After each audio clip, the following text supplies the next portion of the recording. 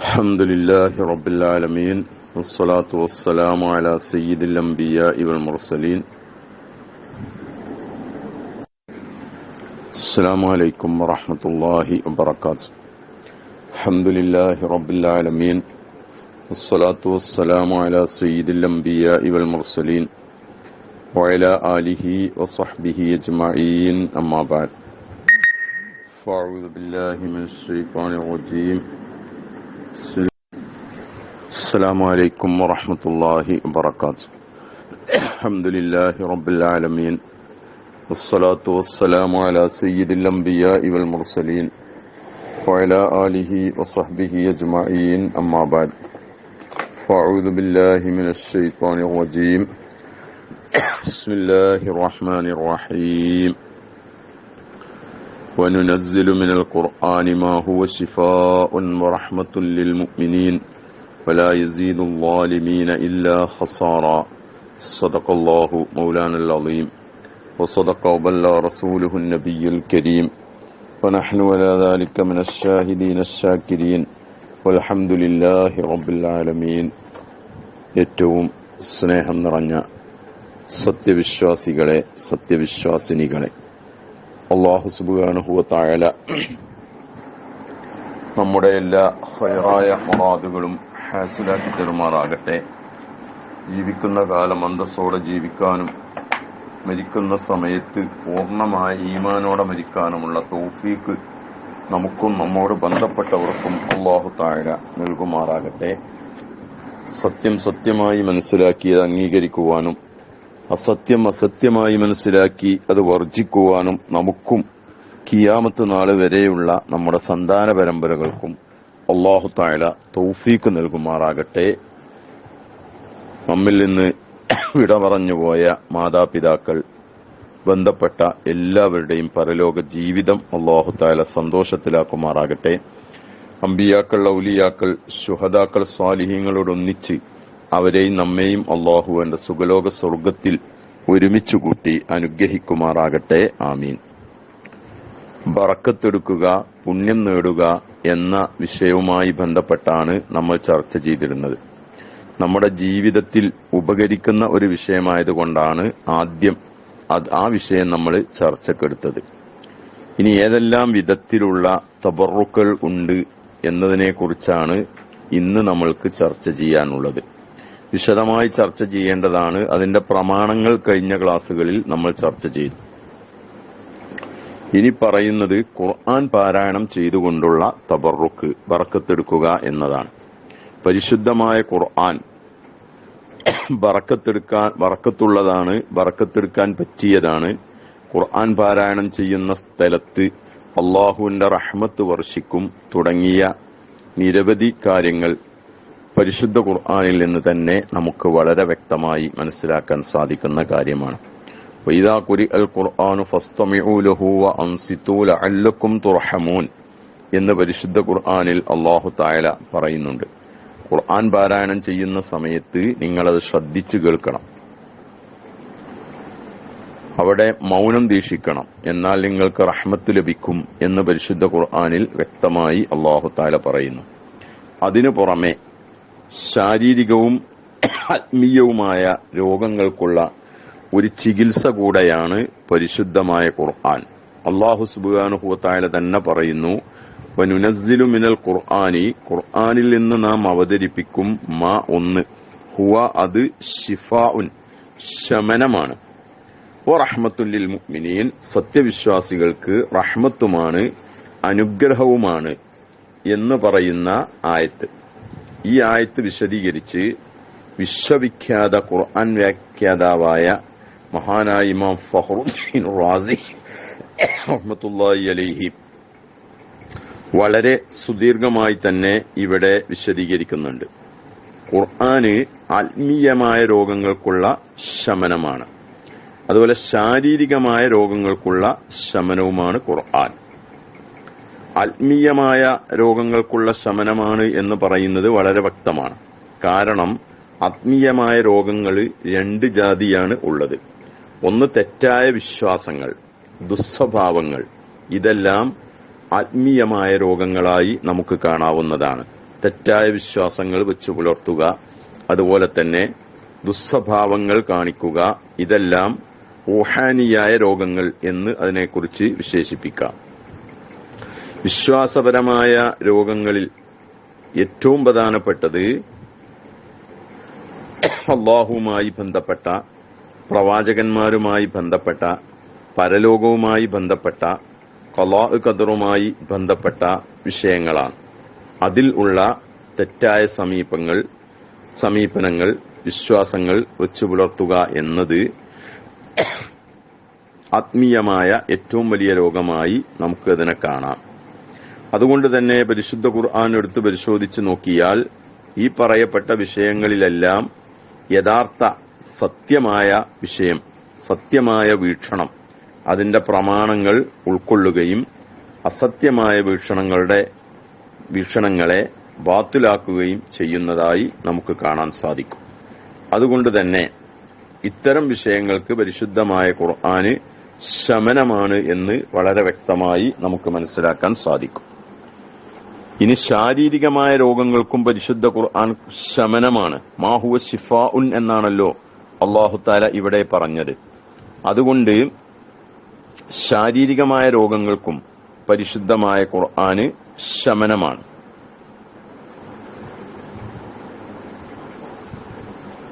എന്ന് പറയാൻ കാരണം മഹാനായ ഇമാം റാസി റഹ്മത്തുള്ളാഹി അലൈഹി തന്നെ പറയുന്നത് കാണാം, ഫലിയന്ന തബറുക ബിഖിറാഅത്തിഹി, ഖുർആൻ പാരായണം ചെയ്തുകൊണ്ട് ബറക്കത്തെടുക്കുക എന്നത് യദ്ഫഉ, അത് ഇല്ലായ്മ ചെയ്യും, കസീറം മിനൽ അംറാദ്, ധാരാളം രോഗങ്ങളെ ഇല്ലായ്മ ചെയ്യും എന്ന് ഈ ആയത്ത് വിശദീകരിച്ച് ഇമാം റാസി റഹ്മത്തുള്ളാഹി അലൈഹി പറഞ്ഞതായി നമുക്ക് കാണാൻ സാധിക്കും. ഇനി പ്രബലമായ ഹദീസുകളിലേക്ക് കടന്നു ചെന്ന് നോക്കിയാൽ മന്ത്രിക്കുകയും ഏലസ് കെട്ടുകയും ഖുർആൻ ഓതി മന്ത്രിക്കുക, കാവൽ തേടുക തുടങ്ങിയ കാര്യങ്ങൾ നമുക്ക് കാണാൻ സാധിക്കും. മുഅവ്വിദത്തൈനി എന്ന് നമ്മൾ പറയുന്ന സൂറത്തുൽ ഫലക്ക്, സൂറത്തുൻ നാസ്, ഈ രണ്ട് അധ്യായങ്ങൾ ഇറങ്ങിയത് തന്നെ നബി സല്ലല്ലാഹു അലൈഹി വസല്ലമ തങ്ങൾക്ക് ജൂതനായ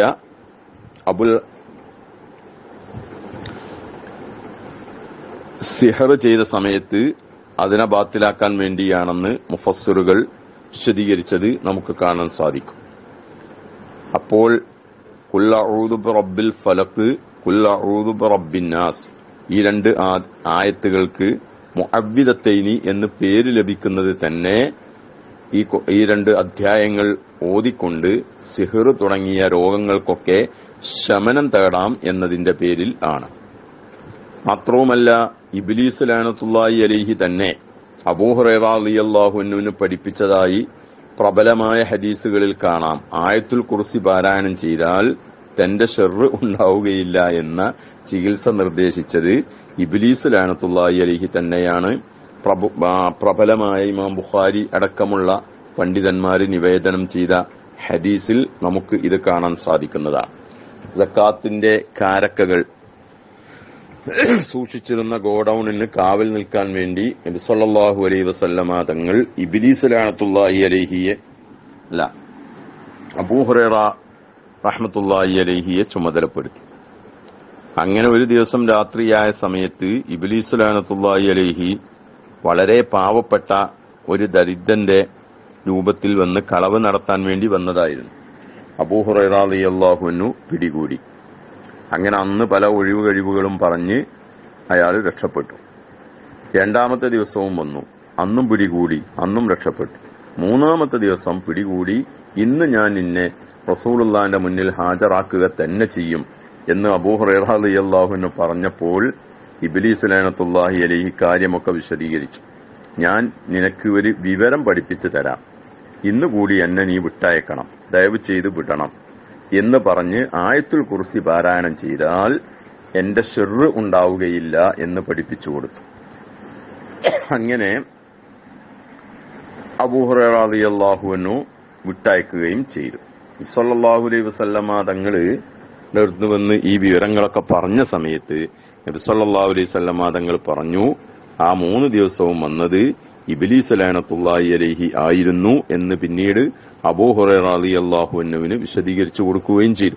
നേരത്തെ ഈ വന്നത് ഇബ്ലീസാണ് എന്ന വിവരം അബൂ ഹുറൈറ റളിയല്ലാഹു അൻഹുവിന് അറിയുമായിരുന്നില്ല.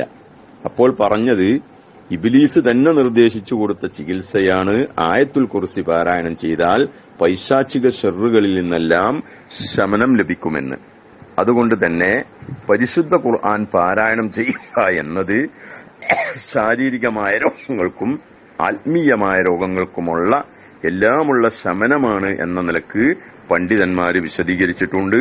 അല്ലാഹു തആല തന്നെ വളരെ വ്യക്തമായി പറഞ്ഞു, വനുനസ്സിലു മിനൽ ഖുർആനി മാ ഹുവ ശിഫാഉൻ, ശിഫാ ആയതും ഖുർആനിൽ നിന്ന് നമ്മൾ അവതരിപ്പിക്കും. ഖുർആൻ മൊത്തത്തിൽ ശമനമാണെങ്കിലും അതിലുള്ള ചില പ്രത്യേക ആയത്തുകൾക്ക് പ്രത്യേകമായ ചില ശമനങ്ങളും ഫലങ്ങളും ഉണ്ട്. അതുപോലെ തന്നെ ഓരോ അധ്യായങ്ങൾക്കും പ്രത്യേകമായ ചില ഫലങ്ങൾ ഉണ്ട്. അതെല്ലാം വിശദമായി ഖുർആനെ സംബന്ധിച്ച് പരാമർശിക്കുന്ന സ്ഥലത്ത് ഇസ്ലാമിക വിശ്വാസകോശം എന്ന ഗ്രന്ഥത്തിൽ ഓരോ അധ്യായത്തിന്റെയും ഫലങ്ങൾ പ്രത്യേകം തന്നെ ഓതുകയും അത് ഊതുകയും ചെയ്താൽ അതിനുള്ള ഫലങ്ങൾ എന്തൊക്കെയാണെന്ന് വിശദമായി ഞാൻ എന്റെ ഇസ്ലാമിക വിശ്വാസകോശം എന്ന 7 ഭാഗങ്ങളുള്ള ആ പുസ്തകത്തിന്റെ 2ാം വാള്യത്തിൽ ഖുർആൻ എന്ന ശീർഷകത്തിൽ വിശദീകരിച്ചിട്ടുണ്ട്. നിങ്ങൾക്കെല്ലാവർക്കും അത് വാങ്ങി വായിക്കാവുന്നതാണ് എന്ന് സാന്ദർഭികമായി ഓർമ്മപ്പെടുത്തുന്നു.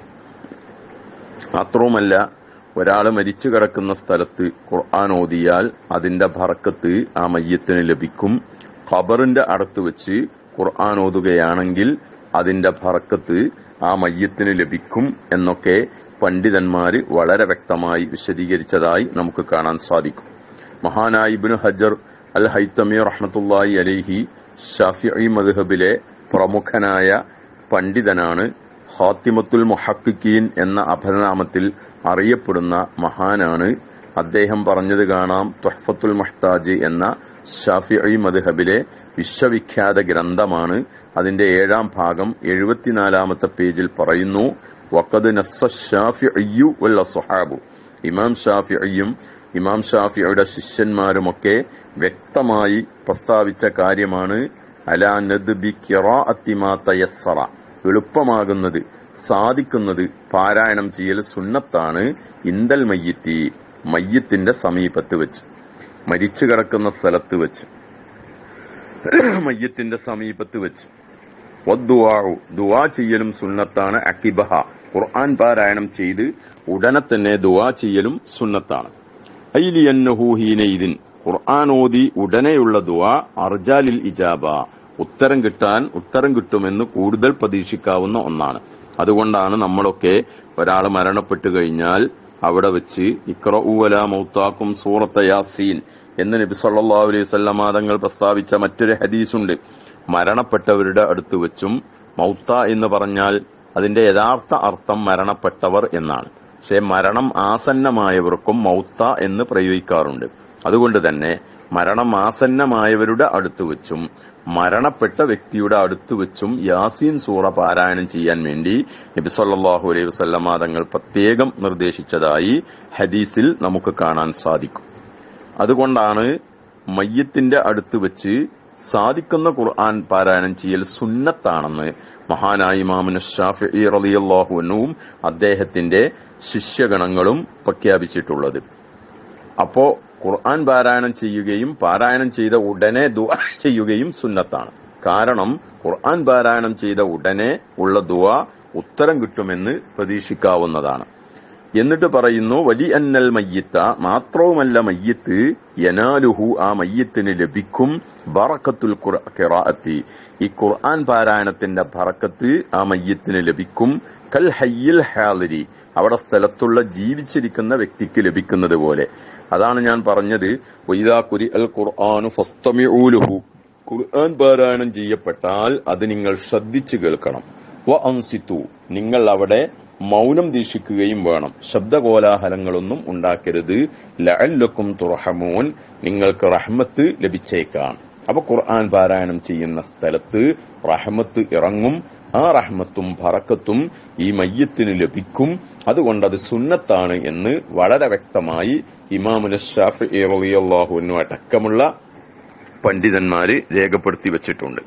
ഇബ്നു ഹജർ തങ്ങൾ തന്നെ മറ്റൊരു സ്ഥലത്ത് പറയുന്നത് കാണാം. 6-ാം ഭാഗം 158-ാമത്തെ പേജിൽ പറയുന്നു, മൗളിഉൽ ഖിറാഅ, ഖുർആൻ പാരായണം ചെയ്യുന്ന സ്ഥലം മൗളിഉ ബറക്കത്തിൻ, ബറക്കത്തുള്ള സ്ഥലമാണ്. വതനസ്സുലി റഹ്മത്തിൻ, അള്ളാഹുവിന്റെ റഹ്മത്ത് വർഷിക്കുന്ന സ്ഥലവുമാണ് ഖുർആൻ പാരായണം ചെയ്യുന്ന സ്ഥലം.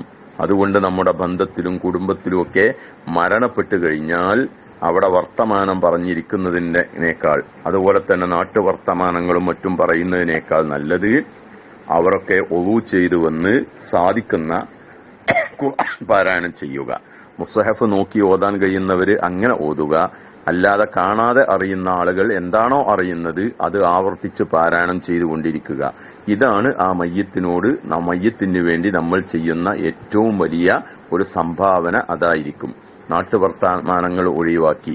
അതുകൊണ്ട് ആ സ്ത്രീകളാവുമ്പോൾ സ്ത്രീകൾ ഇരിക്കുന്ന ഭാഗത്ത് പ്രത്യേകം അത് ശ്രദ്ധിക്കുകയും ഓതാൻ പറ്റുന്ന ആളുകളൊക്കെ കൊണ്ട് ഓദിപ്പിക്കാനുള്ള ഒരു ശ്രമം സ്ത്രീകളുടെ ഭാഗത്തിൽ നിന്നുണ്ടാകണം. പുരുഷന്മാരുടെ ഭാഗത്ത് പുരുഷന്മാരും ആ കാര്യം പ്രത്യേകം ശ്രദ്ധിക്കണം.